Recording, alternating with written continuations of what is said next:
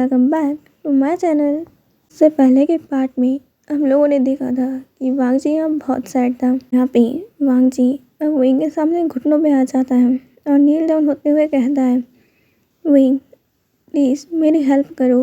अगर तुम मेरी विंग को यहाँ पे सबके सामने बेगुनाह साबित करने में मेरी हेल्प करोगे तो यहाँ पे मैं तुम्हारा शुक्रगुजार रहूँगा। तुम कहोगे तो मैं यहाँ पे लैंड क्लैन का जितना भी ट्रेजर मेरे पास है मैं वो सब तुम्हें दे सकता हूँ। प्लीज़ मेरी हेल्प करो। तुम जो कहोगे मैं वो करने को भी तैयार हूँ।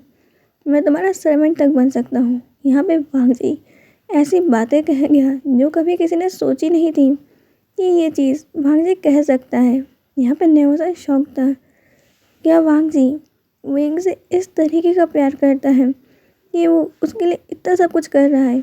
यहाँ पे जांग चैंग और सभी लोगों ने वांग जी को देखा था कि वो हमेशा विंग के साथ कोल रहता था। उसके कभी भी उसका जवाब नहीं देता था, हमेशा उसे रूल्स बताया करता था और वो लोग तो ज़्यादातर विंग को पनिशमेंट के टाइम पे और वांग जी उसके ऊपर नज़र रखता था। ये सबसे अलग था। यहाँ पे लैंड कोरन भी वांग जी को ऐसे देख के शौक थे, पर वो कुछ कहते नहीं हैं क्योंकि एक तरीके से वांग जी सही हैं और वो कहते हैं, विंग अगर तुम यहाँ पे हमारी मदद करोगे तो मैं अच्छा लगेगा। मैं नहीं चाहता यहाँ पे हमारा लैंड क्लैन कोई गलत डिसीज़न नहीं।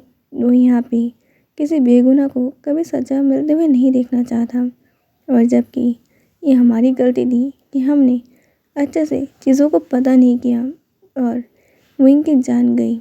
यहाँ पे हम भी तुमसे माफ़ी मांगते हैं और तुमसे हेल्प मांगते हैं। तुम्हें जो रिसोर्सेज लगेंगे वो लैंड क्लैन खुद प्रोवाइड करेगा। उतने में उनके डोर पर नॉक होता है। वहाँ पे एक लैंड डिसाइबल था और वो उन्हें ग्रीट करता है और कहता है कि यहाँ पे लैंड एल्डर्स ने वंजन के पनिशमेंट को बोल दिया है कि उन्हें पनिशमेंट मिल के रहेगी। विंग कहता है, पनिशमेंट? कैसी पनिशमेंट? वांग जी कहता है, वॉर के टाइम पे मैंने विंग का साथ देने के लिए हमारे यहाँ के 30 एल्डर्स को डिसओबे किया था, इसलिए मुझे पनिशमेंट मिलने वाली है। विंग कहता है, तुमने डिसओबे नहीं, तुम्हारी क्लैन की रेपुटेशन बचाई है। देखो तुम्हारा क्लैन अभी यहाँ पे विंग के गुनहगार बनने से बच गया। लैंड क्लैन कहता है, तुम सही कह रहे हो, मैं जाके एल्डर से बात करता हूँ। और सब लोग अब एल्डर से बात करने जाते हैं पर एल्डर्स आने को तैयार ही नहीं थे। विंग कहता है, आखिर आप भरोसा क्यों नहीं कर रहे हैं? यहाँ पे सब कुछ आपके सामने है। एल्डर्स कहते हैं, भले कोई भी रीज़न हो, वांग जी ने हमें डिसोबे किया है, उसकी पनिशमेंट उसे मिल के रहेगी। यहाँ पे विंग अब सोच रहा था कि वो क्या करे। वांग जी कहता है, ठीक है, मैं पनिशमेंट के लिए तैयार हूँ। वांग जी यहाँ पे अब बोल देता है और सब लोग उसे पनिशमेंट के लिए बाहर हॉल की तरफ में ले जाते हैं जहाँ वांग जी अपने घुटनों पे था। अब वहाँ पे बर्फ़बारी भी बहुत तेज़ होने लगती है। वांग जी बिल्कुल स्टिफ बन के बैठ गया था। वो अपने घुटनों पे यहाँ पे इंतज़ार कर रहा था कि कब उसे स्लैशेस पड़ने स्टार्ट होंगे। वांग जी को 300 स्लैशेस पड़ने वाले थे और वांग जी की नज़रों में बिल्कुल भी रिग्रेट नहीं था कि उसने विंग की हेल्प करके कुछ भी गलत किया होगा। आखिर उसने अपने विंग को बचाया है, इसमें उसने गुनाह क्या ही किया है। वे क्लैंस के लोग वहाँ पे आ चुके थे और वो लोग देख रहे थे कि लैंड क्लैंस के रूल कितने ज़्यादा स्ट्रिक्ट हैं और वांग जी को एक के बाद एक यहाँ पे 300 स्लैशेस मारे जाते हैं। वांग जी दर्द से चीख रहा था और उसकी पूरी बैक यहाँ पे ब्लड से कवर हो चुकी थी। यहाँ पे वांग जी के लोग जो वाइट थे अब पूरे रेड हो चुके थे। यहाँ पे वांग जी उस पेन को सहते सहते अब बेहोश हो चुका था और अब कुछ डिसाइपल्स वांग जी को उसके रूम में छोड़ आते हैं और वहाँ से सभी क्लैन के जो लीडर्स और जो डिसाइपल्स वहाँ आए हुए थे वो लोग भी यहाँ पे अब अपने अपने रूम में चले जाते हैं और लैंड क्लैन के बारे में ही बात हो रहा था। और जिन गोंग्याओ अब यहाँ पे अपने एक सीक्रेट रूम के अंदर जाता है। ये पीछे पीछे सुबयान भी उसके पीछे जा रही थी। यहाँ पे वो देखते हैं कि उस जगह पे बैनिंग को जिन गोंग्याओ ने बांध के रखा है और वो उसके ऊपर कुछ एक्सपेरिमेंट कर रहा है। कुछ डार्क एनर्जीज के और कुछ फॉर्मेशंस उसके चेस्ट पे बने हुए हैं।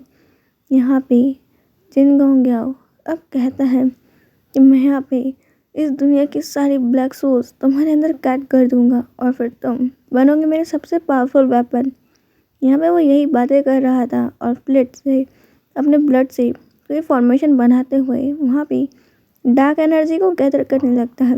वो यहाँ पे कोई ब्लैक रिचुअल परफॉर्म कर रहा था और इनसे सब चीज़ों के बारे में अब सुबह देखने के बाद वहीं के पास जाती है और कहती है कि आपने जैसा सोचा था सब चीज़ों के पीछे जिन गंगा ही है। यहाँ पे वहीं कहता है हमें इसके बारे में कुछ करना चाहिए। लन वांगजी कहता है हमें अभी क्या करना चाहिए और वांगजी यहाँ पूरी तरीके से ठीक है। उसे कोई से भी 300 स्लैशेस तो पड़े ही नहीं है। अब हम लोग कुछ टाइम पहले के फ्लैशबैक में जाते हैं। यहाँ पे लैन एंडर्स ये सब बात सुनने के बाद कन्विंस हो चुके थे, पर विंग कहता है वांगजी को यहाँ पे आप 300 स्लैशेस ज़रूर मारेंगे।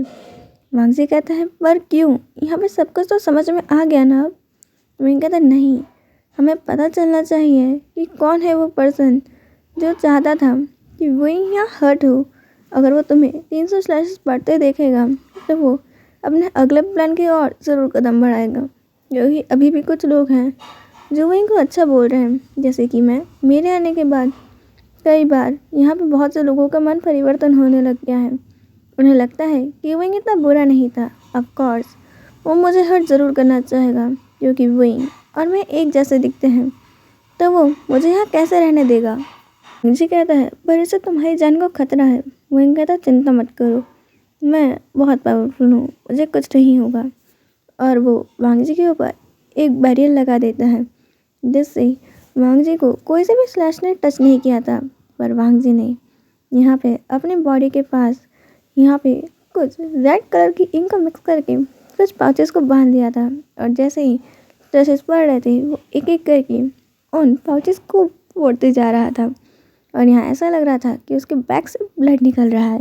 विंग कहता है अब यहाँ पे लैन वांगजी कुछ टाइम तक बेड से उठ नहीं सकता है, तो यहाँ पे तुम जिन गाँवों पर नज़र रखोगे वांगजी, पर याद रखना तुम पकड़े ना जाओ। चनचिंग तुम वांगजी के साथ रहोगी और सुबियन यहाँ पे जाके तुम मोस्ट वांचो के बारे में पता करो, जिससे न्योसन मिलता है और उसे डार्क आर्ट्स की बुक दे रहा है। न्योसन कहता है पर तुम्हें कैसे पता। यहाँ पे विंग कहता है तुम मुझे वो विंग मत समझो जो तुम्हारा बेस्ट फ्रेंड है और तुम्हारी इन ट्रिक्स के बारे में नहीं जानता। मैं जानता हूँ जो अपने ब्रदर का बदला लेने के लिए यहाँ पे मोस्ट वांचो का इस्तेमाल करने वाले हो, पर वो पर्सन खुद अपनी ज़िंदगी से इतना परेशान है। तुम उससे प्यार करते हो या फिर उससे प्यार का नाटक कर रहे हो, पर तुम्हें उसके साथ अच्छे से बिहेव करना चाहिए। तुम्हें उसकी हेल्प करनी चाहिए, ना ही उसे सुसाइड करने के तरीके बताने चाहिए। उसके पहले फ्रेंड हो और उसके दिल में तुम्हारे लिए एक अलग जगह है। तुम्हें उसे खोना नहीं चाहिए। वो तुम्हारे साथ ज़िंदगी बिताना चाहता है और तुम उसे उसकी ज़िंदगी गंवाने को कह रहे हो। तुम्हारे लिए तब वो भी कर देगा। पर क्या न्योसन, तुम्हें कभी खुद के ऊपर शर्म नहीं आई या फिर तुम्हें कभी रिग्रेट नहीं होगा कि तुमने अपने लाइफ से एक ऐसे पर्सन को खो दोगे जो तुम्हारे लिए कुछ भी कर सकता है।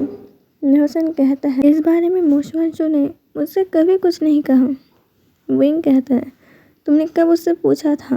तुम जाते हो उसे बुक्स देते हो, डार्क कल्टीवेशन के बारे में एक्सप्लेन करते हो, इन सब में तुमने कभी उसकी हेल्प पूछी है, ये पूछा कि उसकी फैमिली उसे कैसे बुली करती है। हाँ मुझे पता है, न्योसन कहता है। विंग कहता है क्या तुमने कभी उसे बचाना चाहा। तुम्हारी फैमिली भी अच्छी खासी रेपुटेशन और पावर होल्ड करती है। अगर तुम चाहते तुम उसे बचा सकते थे। तुम्हें उसे इन सभी चीज़ों के बारे में कहने की ज़रूरत नहीं थी न्योसन। न्योसन अगर कोई फ्लावर खिलता है तो उसे मुरझाना ज़रूरी होता है। तुम उसके एक बार खिलने के पीछे ही अटक के नहीं रह सकते। तुम उसे हमेशा हमेशा के लिए प्रिजर्व नहीं कर सकते। अगर वो आज फ्लावर बना है तो कल उस फ्लावर को होल्ड करने वाला एक ब्यूटीफुल हैंड भी बनेगा। यहाँ पर मैं बस इतना कहना चाहता हूँ, भले ही तुम्हारे अब तुम्हें छोड़ के जा चुके हैं, पर देखना वो अपनी रिवर्ट ज़रूर ले लिए होंगे और बहुत खुश होंगे। यहाँ पे तुम्हें उनसे मूव ऑन करना ही पड़ेगा। तुम किसी की यादों के साथ रह सकते हो, पर ऐसे ही उनके स्पिरिट को ज़बरदस्ती अपने पास रख के आखिर तुम्हें क्या मिल जाएगा?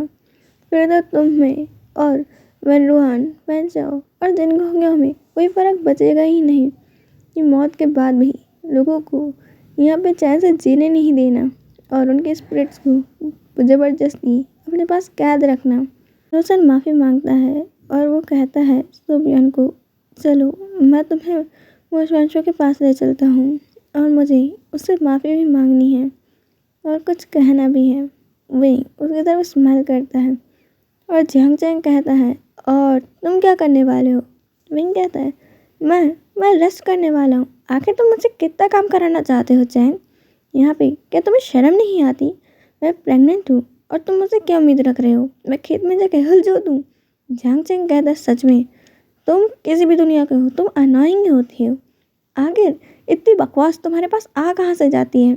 विंग कहता है, वहीं से जब तुम्हारे पास दिमाग नहीं आ सका। चैंग कहता है, विंग। यहाँ पे लैंसी चैन कहते हैं, चैंग चलो हमें अब उन्हें आराम करने देना चाहिए। यहाँ पे जियांग चैंग हमें सही जाता है और लैंसी चैन चैंग के पास एक बहुत ब्यूटीफुल सी ईयरिंग का सेट लेके जाते हैं और कहते हैं, ये मैंने तुम्हारे लिए लाया है। जियांग चैंग कहता है, वाओ ये बहुत सुंदर है, पर तुम मुझे ईयरिंग क्यों दे रहे हो? क्या मैं कोई लड़की हूँ? यहाँ पे जियांग चैंग को ईयरिंग पसंद भी आते हैं और वह चिल्ला भी रहा था और वो उन ईयरिंग्स को रख लेता है। वही हंसता है और कहता है, वाह यहाँ पे भी ये ऐसे चालू होने वाला है, पर मज़ा आएगा चैंग की और यहाँ पे शिचन ब्रदर की लव स्टोरी को देखने में। बेबीज अब वहीं के बाद कोई फ्रूट लेके आने लगता है तो कोई वाटर। यहाँ पे अब लिंग और लंच जोई विंग को यहाँ पे बिठाते हैं और कहते हैं, मम्मा आप बैठ जाओ। और यहाँ पे विंग की बेबी गर्ल उसे ग्रेप्स खिला रही थी और युवान यहाँ पे पानी ले आया था। कहता है, मम्मा आप रेस्ट करो, बाकी का काम हम संभाल लेंगे। और वो अपनी मम्मा की सेवा में लग जाते हैं। वो पाँचों के पाँचों इतने ज़्यादा क्यूट और अडोरेबल थे। यहाँ पे विंग उनको बस अडोर कर रहा था और उनके फोरहेड पे किस करके कहता है, वाह मैं इस दुनिया का सबसे लकी मम्मा हूँ, क्योंकि मेरे पास इतने प्यारे प्यारे बेबीज जो हैं जो बिल्कुल अपनी डैड की तरह मेरा ख्याल रखते हैं। यहाँ पे ये सुनने के बाद वो बेबी बहुत खुश हो जाते हैं और अपनी मम्मा को किस करते हैं और फिर उनके बेबी बम पे हाथ रख के कहते हैं, मम्मा पर ये बेबीज हमसे बात क्यों नहीं करते हैं? विंग कहता है, अरे अभी वो छोटे हैं ना, पर देखना कुछ टाइम बाद वो तुमसे बात ज़रूर करेंगे। यहाँ पर है ना बेबी।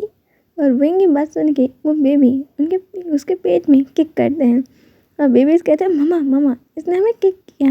विंग कहते हैं, नहीं बेबी उसने तुम्हें प्यार किया।